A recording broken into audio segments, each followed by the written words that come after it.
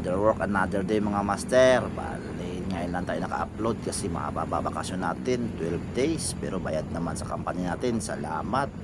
Ito, Lunes na Lunes, January 5. Ito, pupunta na tayo ng office para kumuha ng schedule.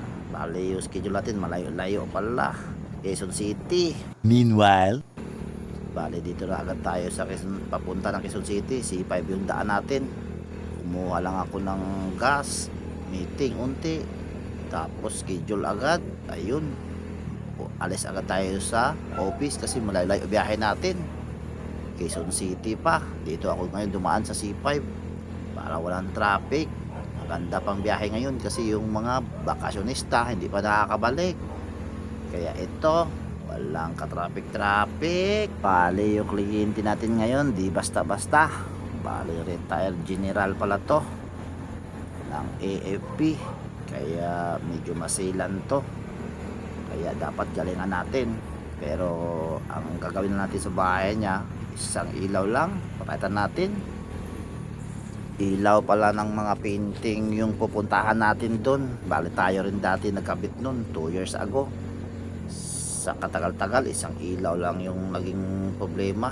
Kaya kahit malayo, balikan natin kasi kliyente ng kumpanya natin, bigatin din kasi. A few moments later. Bali, dito na tayo sa exclusive na subdivision nila. Ganun pa rin. Bago ka pumasok, tawagan yung kliyente, magbigay ng ID, pag-approve, pwede nang pumasok. Di basta-basta yung mga village na pinupuntahan natin. Kaya abisado na natin lahat-lahat ng mga pasikot-sikot dito.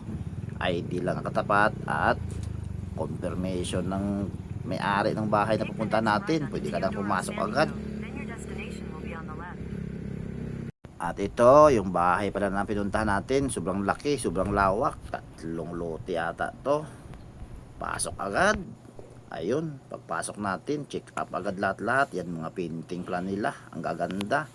Yung ilaw na ginamit para maging mabuhay yung painting nila. Ilaw natin. Ikutin natin lahat-lahat. Ang dami niyan. Hindi ko na lahat-lahat bininyuhan kasi bawal daw. Mga mamahalin kasi. Hanapin natin dito isa-isa yung pundi na ilaw na sinasabi nila. Check muna. Ayun, may nakita tayo isa. Isa lang naman talaga yung pinunta natin dito. Kaya, umpisahan ng palitan. A few moments later.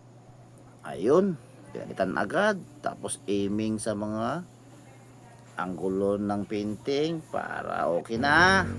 Bali, tapos na yung trabaho natin sa isang ilaw lang. Uwian na agad sa buong mag-araw. Isang ilaw lang. Sarap naman yan. Aray ko!